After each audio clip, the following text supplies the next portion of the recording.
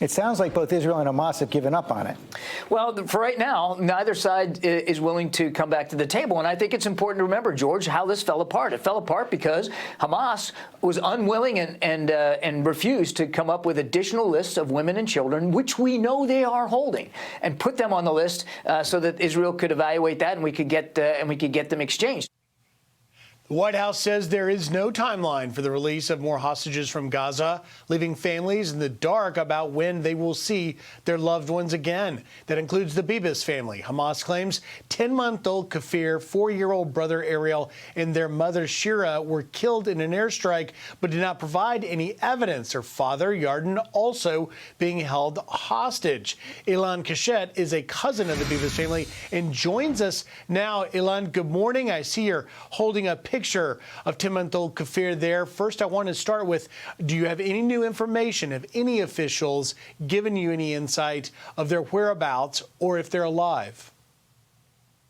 We don't have any additional information about their well-being. But what we do know is the time is running out, and it makes no sense that they are still not being released, that they weren't released as part of the last release, and they must come home. They are in real danger to die. Eylon, you're speaking now on international live television. What would you like to say to Israel's government, to Hamas's captives that are holding this family, and also to the White House here in Washington? I would like to first say, of course, thank you for having me here.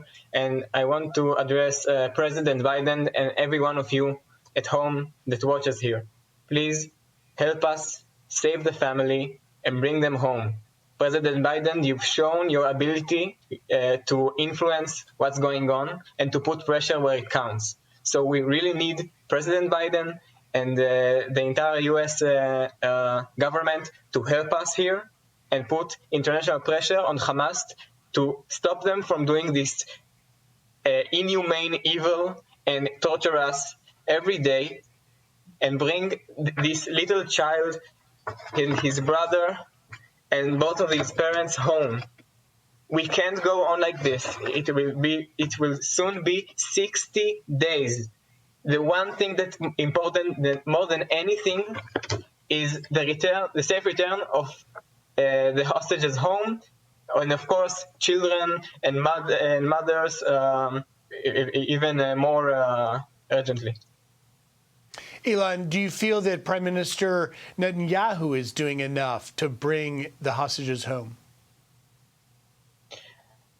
I don't know if he's doing enough or not, but whether he does it or not, I still wish to ask him and demand and remind that the Israeli citizens are the most important, and for the Israeli government, of course.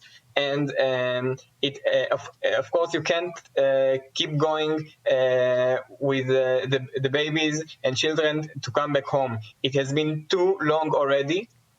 So please, we demand and we beg that every day, the first thing you do is look to Kfir and everyone else in the eyes and think, how can I get them as fast as I can back home? This is the most important thing, and this should be the top priority. Top priority indeed. Eylon Keshet, thank you for joining us. Please give us any information if you get new information on their whereabouts, and thank you for joining us this morning.